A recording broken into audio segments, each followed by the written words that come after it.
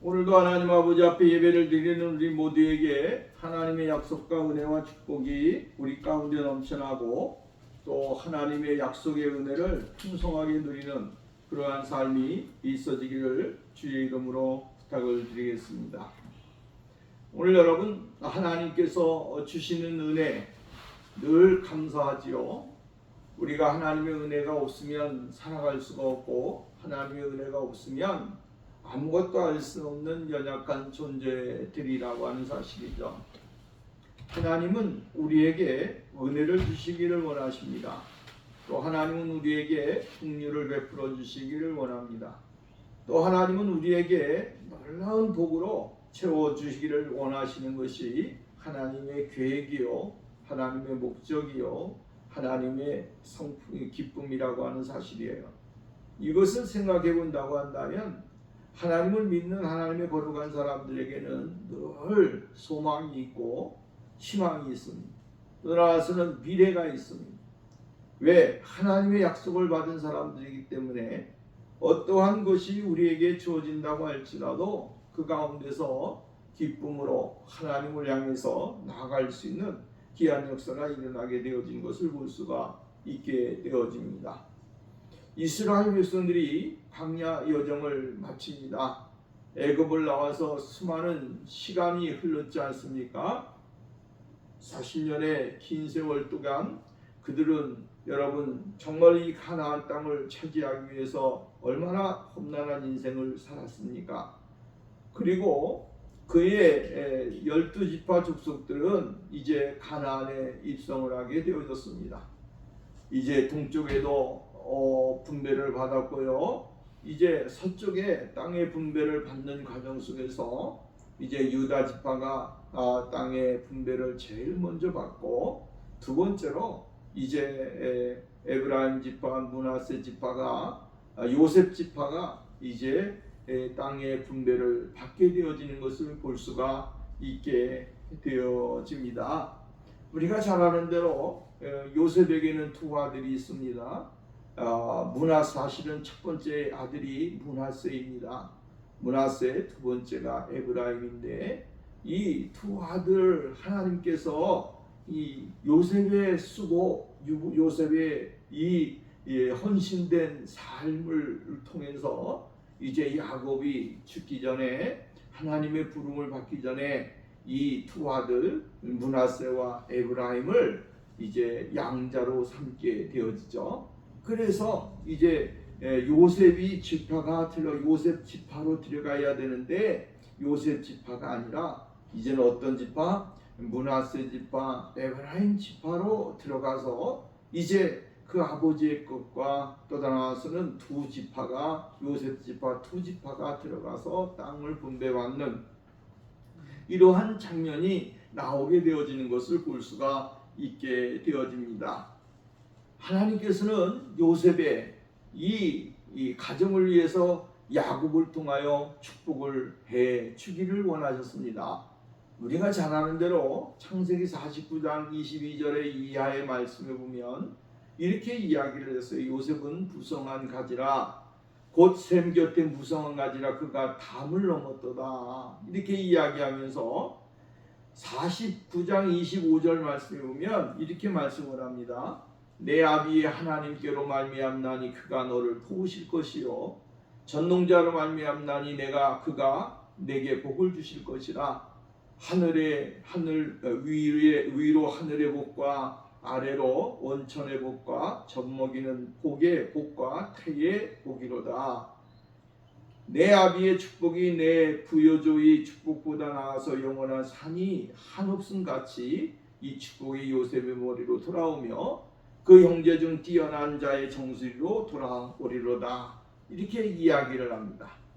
그러니까 야곱이 요셉 족속을 위하여 축복을 할 때에 하늘의 복과 땅의 원천의 복과 젖먹이는 복과 태의 복이로다 라고 하면서 그의 요셉의 후손을 향하여 복을 주게 되어진 것을 볼 수가 있다라고 하는 것입니다. 우리는 이러한 것을 보면서 하나님께서 주시는 축복은 정말로 얼마나 소중하고 귀한 것인가 라고 하는 사실을 우리가 보게 되어지죠. 이와 같은 배경에서 야곱은 장자인 루벤의 장자권을 거둬들이게 되어졌죠. 그리고 유다에게 그 장자권을 주게 되고 지도적인 지위 떠나가서는 하나님의 축복을 받을 수 있는 그 자리에 나가도록 만들어 주시게 되어진 것을 볼 수가 있게 되어집니다. 하나님의 계획, 하나님의 뜻, 하나님의 약속, 이러한 것들은 결국은 시간이 지나게 되어지면 하나님께서 어떻게 행하셨는가를 보게 되어지죠. 그리고 그러한 일을 통해서 하나님은 우리에게 놀라운 일들을 성취해 가시는 것을 볼 수가 있게 되어집니다. 유다는 참 장자는 아니었지만 그러나 장자 같은 그러한 역할을 감당하게 되어졌습니다. 그래서 야곱이 유다를 축복할 때에도 유다에게 홀이 떠나지 유다를 떠나지 아니한다. 계속적인 하나님의 축복과 은혜가 유다 지파를 통하여 나타나게 되어질 것을 말씀해주고 있습니다. 그래서 우리가 신앙에 보면 유다 지파는 모든 지파들이 다 하나님을 떠나서 여러분 우상을 숭배하고 하나님의 은혜를 저버리는 그런 환경에 이르게 되어졌음에도 불구하고 유다 지파는 하나님을 떠나지 아니하고 온전히 하나님을 바라보면서 경건된 모습을 유지하게 되어진 것을 볼 수가 있게 되어집니다. 그래서 북쪽 이스라엘을 이야기할 때 북쪽 이스라엘이라고 이야기를 해요. 분열 왕국이 되어지지 않습니까? 이 분열 왕국이 되어져서 이제 남쪽은 르호보암, 북쪽은 여로보암이 이제 차지하게 되어지는데 북쪽 이스라엘, 북쪽 이스라엘을 가리켜서 이야기할 때에 여러분 우리는 그곳에는 우상과 타락, 죄악, 하나님의 은혜를 모르는 그러한 모습을 가졌어요. 근데 남쪽 이스라엘을 뭐라고 이야기하냐면 남쪽 유다라고 이야기합니다. 이 말은 다시 말한다면 그들은 하나님의 은혜를 저버리지 아니하고 끝까지 십자가를 바라보면서 하나님의 거룩한 역사와 능력 가운데서 오직 복음으로 하나님의 거룩하신 말씀 안에서 생활하기 위해서 노력을 했던 진리를 굳게 잡고 하나님의 주권과 하나님의 역사를 끝까지 여러분 정말로 이기려고 노력했던 그러한 민족으로 족속으로 남게 되어집니다. 이렇게 남쪽 유다, 북쪽 이스라엘 이러한 것을 보면서 유다에게 하나님이 주셨던 약속의 축복이 그대로 이루어지게 되어지는 것을 우리는 볼 수가 있는 것이죠. 그래서 유다 지파가 가나안 땅 서쪽에 들어가자마자 요단강을 건너가지고 여러분 들어가서 정복을 하고 한 7년 동안 싸움을 하고 난 다음에 정복을 한 다음에 제일 먼저 분배받은 것이 무슨 족속입니까? 유다 족속입니다. 유다 족속이 제일 먼저 서쪽에 들어가 땅을 분배받았어요. 그리고 유다 족속의 지도자가 누구였습니까? 갈렙이었지 않습니까?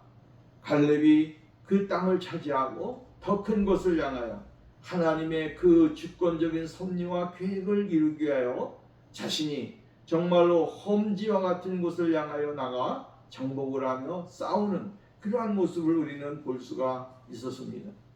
두 번째로 나오는 제비 뽑은 족속이 바로 이 요셉의 족속입니다. 요셉의 족속이 나와서 제비를 뽑게 되어지죠. 므낫세와 에브라임 지파가 이제 땅을 분배받게 되어지는 그 장면이 오늘 본문 말씀에 나와 있는 것을 볼 수가 있다라고 하는 것입니다. 요셉 자손이 얼마나 큰 땅을 차지했습니다. 여러분 우리가 잘 아는 대로 이 동쪽에서는 르우벤 지파가 밑에 분배받았고 두 번째가 갓 지파였고 그 다음에 므낫세 반 지파가 땅을 크게 받았습니다. 엄청난 큰 땅을 받았어요.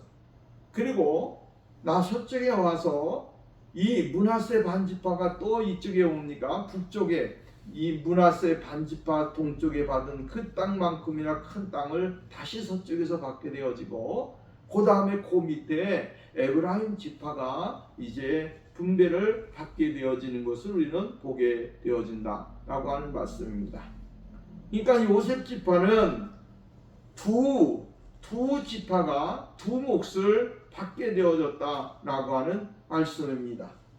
하나님의 약속, 그래서는 야곱이 요셉 족속을 위해서, 요셉 자손을 위해서 축복을 할 때에 그 축복이 그대로 이루어지게 되어졌다고 하는 사실을 우리는 보게 되어지는 것이죠. 요셉의 공로는 우리는 일찍이 알 수 있지 않습니까? 창세기에서 보면 45장 이하의 말씀이면 요셉은 형들에 의해서 팔려서 애굽으로 내려가게 되죠. 애굽에서 생활하면서 그는 국무총리가 되어졌고, 모진 순환과 고통 가운데 그는 이 애굽의 총리가 되어져서 정말 성공한 인생의 모습으로 그 형제들 앞에 나타나게 되어지는 것을 볼 수가 있게 되어집니다. 이렇게 요셉이 정말로 자기의 아버지와 형제들 떠나서는 굶고 죽을 수밖에 없는 환경 속에 처한 그 아버지와 자신의 민족을 애굽으로 끌고 데리고 왔고, 또한 애굽에서 우리가 잘 아는 고센 땅에서 이스라엘 백성들은 하나님의 주시는 그 은혜를 받으면서 생활을 하게 되어진 것을 볼 수가 있다라고 하는 말씀입니다. 여러분 보십시오.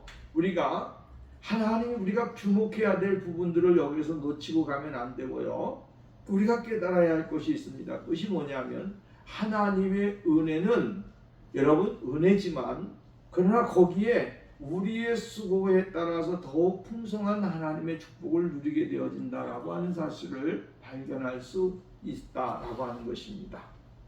요셉이 자기의 가족, 아버지와 형제들에게 베풀었던 수고, 또한 그들을 위하여 정말로 자신의 생명까지 헌신하면서 자신의 그 민족을 위하여 헌신했던 뜨거웠던 그 모습들, 그것이 곧 하나님이 보실 때 얼마나 놀라운 축복으로 그에게 임했겠느냐라고 하는 것입니다. 때로는 사람들이요, 수고도 하지 아니하고 땀도 흘리지 아니하고 무조건만 받기만 하려고 하는 사람들이 있습니다. 나는 왜 안 줍니까? 나는 왜 안 됩니까? 이렇게 이야기하는 사람들이 있습니다. 그 사람들은 다 잘못된 모습이에요. 왜냐하면 여러분, 내가 수고하지 않았는데, 내가 땀을 안 흘렸는데 어떻게 하나님이 그 사람에게 복을 주겠으며 어떻게 하나님이 그 사람에게 은혜를 주시겠느냐라고 하는 거예요. 은혜 받을 사람에게 은혜를 주고요, 복을 받을 사람에게 복을 주는 거예요. 이 원리는 변하지 않습니다. 여러분, 정말로 하나님은 오늘 우리들에게 수고한 대로 은혜를 주시는 거예요. 적게 심으면 적게 거두는 거고요, 많이 심으면 많이 거두는 거예요. 눈물로 씨를 뿌리는 자가 기쁨으로 거두는 거예요. 눈물을 흘리면서 여러분 씨를 뿌렸다라고 하는 것은 무엇을 이야기하냐면 수고를 했다라고 하는 거예요. 그만큼 내가 수고를 하고 그만큼 내가 땀을 흘렸기 때문에 하나님이 나에게 보상으로 여러분 값진 것으로 열매로 책임져 주시고 은혜를 주시는 것입니다. 여러분, 요즘에 우리나라에 보면 봄철이 되어지면 이제 많은 농사철이 되어지죠.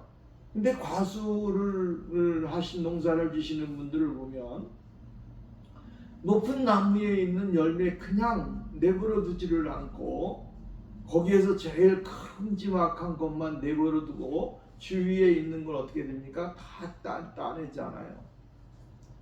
이것이 없으면 과일은 맺었는데 종알종알해서 이만큼 커야 되는데 요만해진다라고 하는 거예요. 그러니까 아까워도 어떻게 합니까? 다 따내잖아요. 제일 큰 것 주위에 있어지는 것들 다 따내고, 또 이 빛을 막고 있는 잎사귀 다 잘라내고 가지 잘라내고 해서 빛을 잘 받게 하고 열심히 수고를 해야만이 가을이 되었을 때에 이만한 열매가 여러분 맺혀진 것을 보고 손님들이 그것을 먹을 때에 얼마나 행복해 합니까? 수고 없이 되어지는 것은 아무것도 없는 것입니다. 오늘 여러분, 우리가 달란트의 비유에서 나옵니다마는, 여러분, 가져다가 열심히 노력한 사람은 거기에 대한 대가가 있었고 보상이 있었습니다. 그런데 달란트를 한 달란트 받았기 때문에 땅에 묻어 두었다가 가지고 오는 사람들, 수고하지 필요가 없다라고 하는 거죠. 그거 하면 이것까지 잃어버리게 되면 내가 무슨 망신을 당하느냐고 하는 거죠.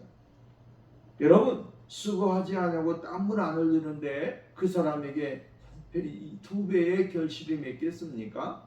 아니죠. 여러분, 까먹더라도 내가 열심히 노력했다고 한다면 그 사람은 후회 없는 인생을 사는 거예요. 오늘 예수님은 우리들에게 요구하시는 것이 뭐냐면, 열심을 다해서 자기의 인생에 주어진 삶 가운데 최선을 다하고 자기의 주어진 그 분량을 위해서 수고하고 땀을 흘리게 되어질 때에 하나님이 그 사람에게 은혜를 주시고 복을 주시게 되어진다라고 하는 말씀입니다. 요셉은 자기에게 주어진 분깃을 위해서, 쉽게 말한다면 무엇을 바라보고 어떠한 것이 하나님이 나에게 주어질 것이다 라고 하는 보상 심리에 의해서 무슨 일을 한 것은 아닙니다. 누구기 때문에? 내 아버지니까, 내 형제들이니까. 그 형제들이 어려움을 당하고 있고 힘든 일을 당하고 있고 괴로운 일을 당하고 있으니까 그 형제와 부모를 위해서 자신이 가지고 있는 주어진 환경이, 하나님이 왜 나에게 이러한 것을 주셨을까? 왜 하나님이 나를 이곳에 세우셨을까라고 하는 생각에 많이 잡혔을 거예요. 그때 그가 생각한 건 뭐예요? 하나님이 이 때를 위해서 나를 사용하기 위해서 나를 이곳에 세우셨구나 라고 생각했고 믿었습니다. 그리고 그의 아버지와 형제들을 전부 다 애굽으로 불러들이게 되어졌지요. 하나님이 자신을 사용하시는 것에 대한 감사, 기쁨, 은혜가 이 요셉에게는 있었다라고 하는 말씀입니다. 그러니까 하나님의 은혜는 언제나 우리에게 동일하게 주어지는 거예요. 이것도 깨닫지 못하게 되어지면 안 되는 거죠. 하나님의 은혜가 늘 나와 함께 계시고 나와 동행하시고 나에게 임하고 있다라고 하는 것을 느끼지 못하고 인생을 살아가는 사람은, 그 사람은 은혜 받은 사람이 아니고 그리스도의 안에 있는 사람이 아닙니다. 내 인생 가운데 하나님은 나를 보호하시고 나를 이끌어 가시고 나에게 큰 은혜를 주시는 분이시다라고 하는 것을 느끼면서 깨달으면서 인생을 살아가는 거야. 근데 중요한 건 뭐예요? 하나님의 은혜는 있지만 하나님이 나에게 더 큰 축복을 주시기 위해서 나에게 무엇을 주신다? 사명을 주신다라고 하는 거죠. 일을 행하게 하신다라고 하는 것입니다. 그래서 그것으로 인하여 하나님의 약속을 더 크게 넓게 받을 수 있는 그러한 자리에 나가도록 만들어 주시게 되어진다라고 하는 말씀입니다. 사도 바울은 고린도 교회에게 이야기할 때에 이렇게 이야기했어요. 고린도전서 3장 12절 말씀부터 15절까지 보면, 만일 누구든지 금이나 은이나 보석이나 나무나 풀이나 집으로 이 터 위에 세우면, 이러한 터 위에 여러분 세우게 되어지면 어떻게 된다 그랬냐면, 각각 공력이 나타날 터인데 그 날이 공력을 밝히리니 이는 불로 나타나고 그 불이 각 사람의 공력이 어떠한 것을 시험할 것이다 라고 이야기를 했습니다. 만일 누구든지 그의 공력이 그대로 있으면 상을 받게 되어지고 누구든지 공력이 불타면 해를 받으리니 그러나 자기는 구원을 얻되 불 가운데서 얻은 것 같으리라 라고 이야기합니다. 자기가 세워놓은 모든 것들은 다 타서 없어진다고 하는 거예요. 하나님에게 인정을 받지 못한다고 하는 거죠. 그러니까 오늘 우리가 여러분 하나님이 주시는 것을, 하나님이 주시는 그 은혜 속에서 모든 것이 다 세워져야 되고 이루어져야 되고 받아야 된다라고 하는 것이, 그것이 곧 하나님이 주시는 축복이고 은혜다라고 하는 말씀이에요. 그래서 요셉 족속은요, 이스라엘 백성들을 위해서 자기의 모든 아버지와 또한 형제들을 위해서 헌신을 했기 때문에 그 헌신의 대가가 여러분 이렇게 나타나는 것이에요. 그러므로 우리가 이 땅에서 사는 동안에 여러분 주님을 위해서 헌신하고 주님을 위해서 살아갈 때에 하나님이 나에게 이러한 것을 주실 것이라고 하는 여러분 어떠한 보상 심리보다도 나에게 주어진 그 사명을 최선을 다해서 감당하면서 나가게 될 때에 그 사람이 주님 앞에 설 때에 부끄럽지 아니한 믿음의 사람들이 되어지게 된다라고 하는 말씀입니다. 에브라임 지파 므낫세의 동생이 아니겠습니까? 에브라임은 므낫세의 동생입니다. 그리고 큰아들이 므낫세입니다. 그리고 에브라임이 동생이지요. 근데 에브라임이 므낫세보다도 여러분 먼저 그 축복을 받게 되어지는 모습들을 우리가 보게 되어집니다. 이것은 창세기 48장에 있는 말씀인데 이제 야곱이 임종을 앞두고 요셉의 자손들을 위해서 기도를 해주지 않습니까? 기도했는데 야 요셉아, 내가 가기 전에 정말로 너희 아들들에게 내가 축복 기도를 하고 너희들의 아들에게 내가 복을 빌어주기를 원한다. 이렇게 이야기를 합니다. 그러니까 요셉이 아버지 앞에 두 아들을 다 데리고 왔는데 하나는 에브라임이요 하나는 므낫세예요. 이렇게 두 아들을 딱 앉혀놓고 여러분 왼쪽에는 에브라임을 앉혀놓고 오른쪽에는 므낫세를 앉혔어요. 왜? 오른손에는 늘 무엇이에요? 우리가 정말로 하나님의 축복과 은혜가 장자에게 임하는 그 은혜가 임하기를 원하는 것이죠. 근데 여러분 우리가 잘 아는 대로 야곱이 다 기도를 하는데 기도를 하기도 전에 먼저 팔을 바꾸어서 기도를 하는 거예요. 오른손에 있던 므낫세를 향하는 손이 에브라임으로 가고 에브라임에게 가야 될 왼손이 므낫세에게 가는 거예요. 그래서 오늘 성경 보면 48장 17절 말씀에 보면 요셉이 그 아비가 우스를 에브라임의 머리에 얹은 것을 보고 기뻐하지 아니했다. 아비의 손을 들어 에브라임의 손에서 므낫세의 머리로 옮기고자 하여 그 아비에게 이르되 아버지여 그리마옵소서 이는 장자니 우스를 그 머리에 얹으소서 오른쪽 손을 그 머리에 얹으소서라고 이야기하는 거예요. 여러분 보면 깜짝 놀랄 거 아니겠습니까? 아버지가 손자에게 축복 기도를 해주는데 오른쪽 손을 므낫세에다 올려야 되는데 에브라임에다 올려고 또 왼손은 이 므낫세에게 올리게 되어진다라고 하는 말씀이에요. 그러면서 19절 말씀에 보면 아비가 허락지 아니하여 가로되 나도 안다 내 아들아 나도 안다. 이 말은 뭡니까? 나도 알고 있는데 내 맘대로 안 된다라고 하는 거야. 내 맘대로 안 된다 이 말이에요. 나도 아는데 내 맘대로 안 된다라고 하는 거야. 올리려고 하면 하나님이 손을 왼편으로 옮기게 되고 왼편의 손을 오른손으로 옮기게 만드신다라고 하는 거야. 19절 말씀에 보면 그도 한 족속이며 그도 크게 되려니와 그 아우가 그보다 크게 큰 자가 되고 그 자손이 여러 민족을 이루리라 하고 그날에 그들에게 축복하여되 이스라엘 족속이 너로 축복하기를 하나님이 너로 에브라임 같고 므낫세 같게 하시리라 하리라 하여 에브라임을 므낫세보다 앞세웠더라라고 말씀을 합니다. 여러분 하나님이 복을 주시는 데에 우리는 여러분 큰 사람이기 때문에 무조건 복을 큰 사람에게 줘야 된다라는 생각을 가지고 있잖아요. 근데 하나님은 그것을 바꾸어서 이제 에브라임과 므낫세가 바뀌어져서 영적인 축복을 받게 되어지는 그 모습을 우리는 보게 되어지는 것이죠.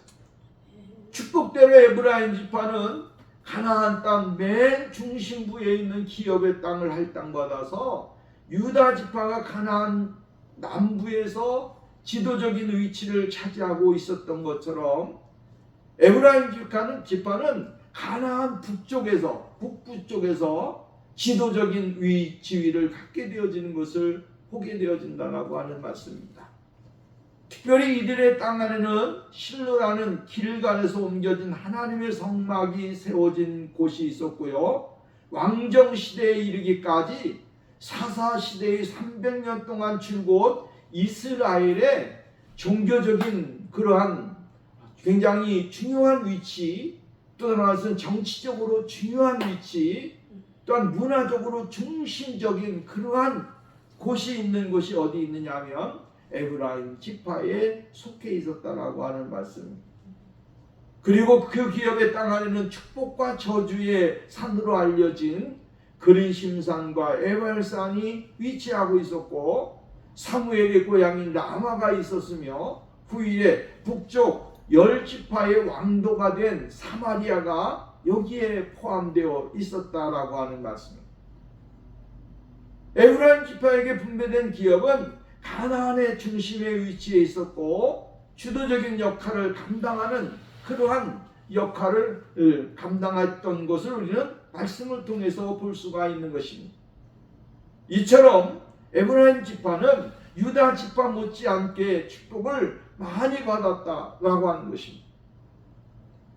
이것이 어디에서 근거가 되어지고 있느냐 하면 수고의 모습에서 나타난 하나님의 축복이라고 하는 말씀입니다. 오늘 우리는 이것을 아주 가볍게 생각하면 안 되는 거죠. 하나님이 복을 주시는 그 은혜가 자식들이 복을 받고 은혜를 받는데 그것이 그냥 되는 것이 아니다라고 하는 거예요. 내가 얼마만큼 주님을 위해서 수고하고 내가 얼마만큼 주님을 위해서 헌신하고 주님이 맡겨진 사명을 감당하고 살아가고 있는가라고 하는 것이죠.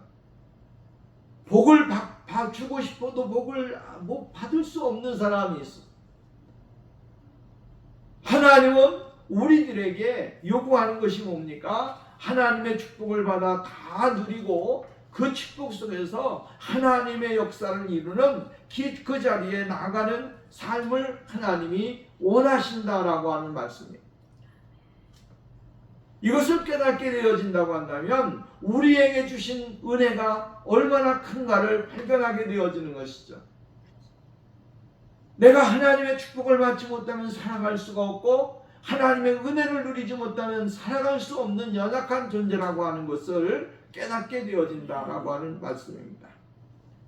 야곱이 에브라임을 향해서 축복을 빌었던 것 같이 여러분 정말로 하나님의 그 은혜가 그들에게 얼마나 크게 임했는지를 깨달아야 되는 거야.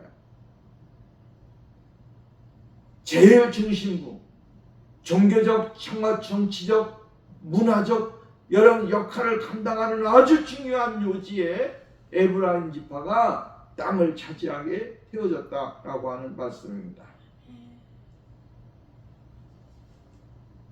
얼마나 놀라운 일입니까?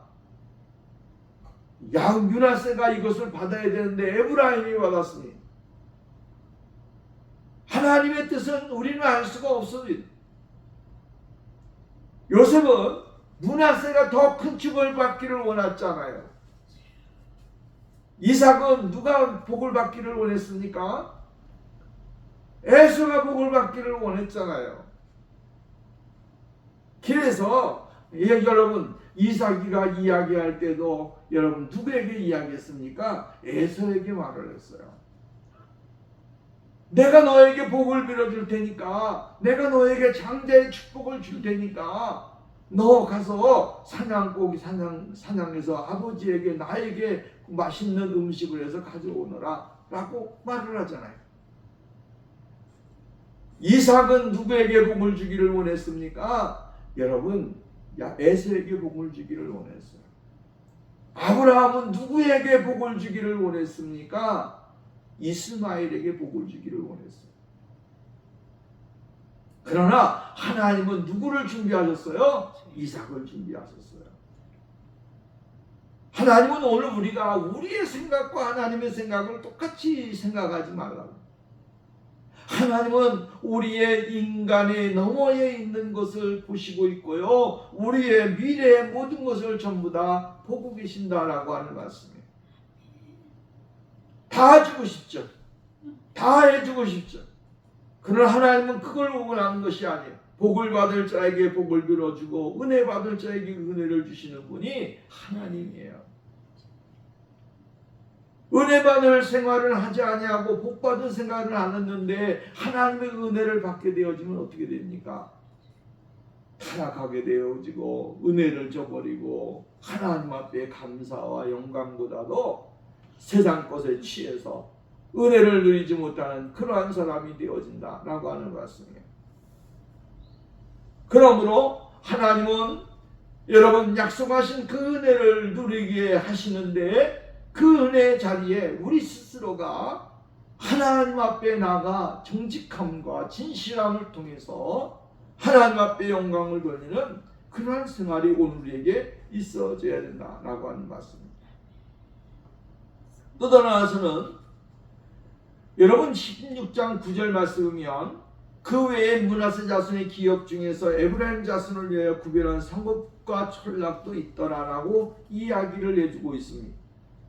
요단강 동편의 므낫세 지파에게 분배된 땅이 넓었으므로 형평을 위해 므낫세 지파의 기업 중에서 일부가 에브라임 지파에게 이제 땅이 양도되었다고 하는 사실을 우리는 보게 되어지죠. 인구 비율에 따라서 지파 간에 세부적인 조금씩 조정되어지는 그 모습들도 우리는 보게 되어지는 겁니다. 하나님은 이렇게 함으로 인해서 이제 완전체인 이스라엘 땅 분배, 떠나서 12지파의 땅 분배를 완전하게 이루게 되어지는 것을 우리는 볼 수가 있다라고 하는 말씀입니다. 오늘 여러분, 하나님의 놀라우신 은혜는 우리가 할 수 있는 것이 없습니다. 이것을 늘 인정하면서 생활을 해야 된다라고 하는 말씀입니다. 온전한 이스라엘은 12지파가 함께 연합한 공동체로서 가능할 수 있었기 때문에 다른 지파 기업 안에 있는 자신의 성읍들도 이스라엘이라고 하는 이름 아래 서로 굳게 연결시켜주는 이 고리 역할을 하게 되어졌다라고 하는 겁니다. 12지파가 여러분 동쪽에는 르우벤 지파, 또한 여러분 갓 지파, 므낫세 반 지파가 있고요. 이쪽 그 동쪽에는 9지파 반이 있습니다. 그 9지파 반이 있는데 그 9지파 반 12지파가 다 어떻게 해요? 똘똘똘 뭉쳐 이스라엘이라고 하는 그 공동체로 말미암아 하나가 되어지는, 연결을 시켜주는 그 모습을 우리가 볼 수 있게 되어진다라고 하는 거죠. 여러분, 우리는 그리스도 안에서 하나된 공동체예요. 여러분, 다 다르고 달라도 어떻게 합니까? 하나의 공동체, 누구의 이름으로? 예수 그리스도의 이름으로. 예수 그리스도의 이름이라고 하는 이 공통점 속에 우리는 하나고 은혜를 나눌 수 있는 거룩한 무리들이 되어졌다라고 하는 거예요. 이게 오늘 이 시대의 교회의 모습이다라고 하는 것이죠. 우리 교회는 커, 우리 교회는 작아, 우리 교회는 뭐 어쩌저쩌 이렇게 얘기해도 다 연합된 하나님의 공동체의 일원으로 하나님의 나라와 역사와 영광을 위해서 살아가는 축복된 공동체가 되어지는 거예요. 이스라엘 백성들이 서로 지파는 다르지만 그러나 이스라엘이라고 하는 하나님이 주신 그 땅에 여러분 함께 공유하고 살아가면서도 서로 유기적 관계를 형성하는 것 같이 오늘 교회가 이러한 사명을 감당하면서 나가게 될 때에 진정한 하나님의 교회의 모습으로서 하나님의 뜻을 이룰 수 있게 되어진다라고 하는 사실입니다. 교회가 유기적인 관계가 없어지면 어떻게 되어집니까? 거기에는 생명이 존재할 수가 없습니다. 내 것이니까 내 교회니까 라고 하는 것보다 그 교회 속에서 또 다른 것은 함께 더불어 하나님의 나라와 교회를 위해서 영광을 위해서 함께 세워져 가는 이러한 관계의 형성을 이룰 때에 비로소 교회의 본질적인 모습이 나오게 되어진다라고 하는 말씀입니다. 우리가 깨는 한 날 더 생각하는 10절 말씀입니다. 10절 말씀이면 그들이 게세레에 거하는 가나안 사람을 쫓아내지 아니하였으므로 가나안 사람이 오늘까지 에브라임 가운데 거하며 사역의 종이 되어되니라 하고 이야기를 해주고 있습니다. 사실은 이것이요 이스라엘 백성들 가운데 잘못되어진 모습들이 여기 나오는 거예요. 우리가 보게 되어지면 15장으로 가서 봅니다. 15장으로 가서 13절 말씀 보면 예루살렘 주민 여부수 족속을 유다 자손이 쫓아내지 못하였으므로 라고 이야기하잖아요. 쫓아냈으면 여부수 족속이 오늘까지 유다 자손과 함께 예루살렘에 거주했더라 라고 이야기합니다. 유다 자손도 마찬가지예요. 이게 싸우다 보니까 도망을 가가지고 도망을 다른 데 가서 다시 또 그들의 공동체를 형성하게 되어지고 이렇게 하면서 쫓아내고 싶어도 쫓아내지 못하는 형편이 되어졌습니다.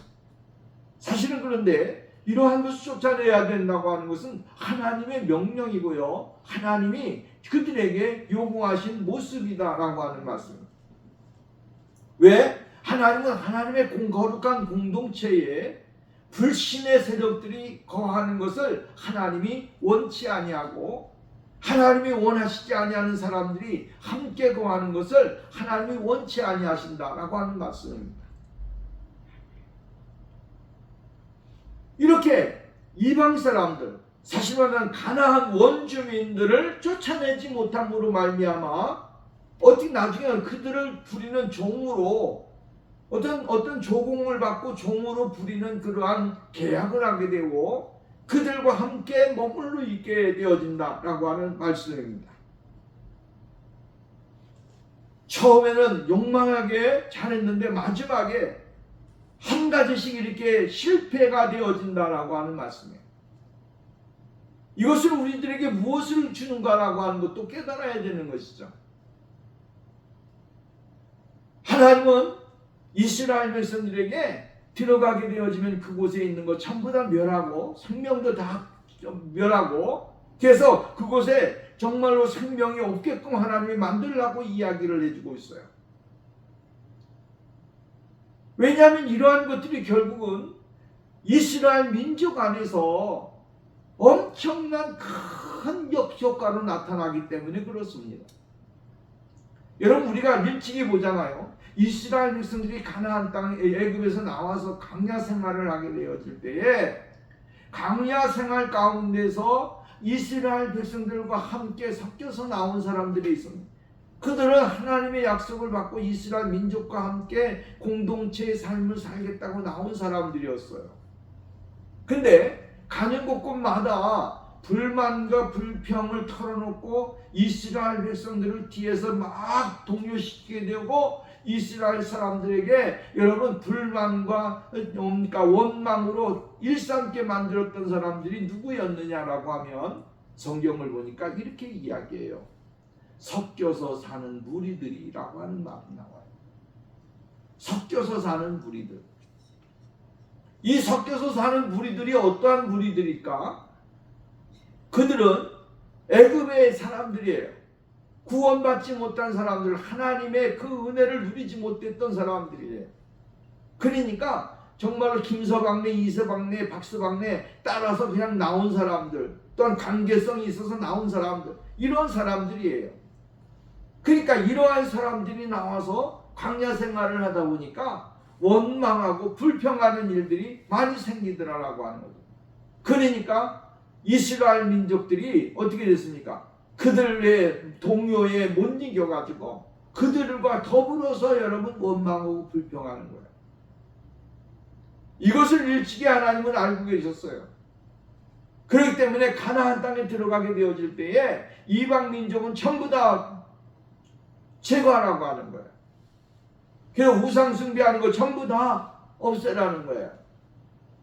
그럼에도 불구하고 그들은 어떻게 했습니까? 오늘 성경 말씀에 보면 여러분 유다 지파도 쫓아내지 아니하였고, 오늘 여기 본문 말씀에 우리가 성경 봤지만 에브라임 지파나 이러한 지파도 쫓아내지 아니했다라고 이야기를 해주고 있어요.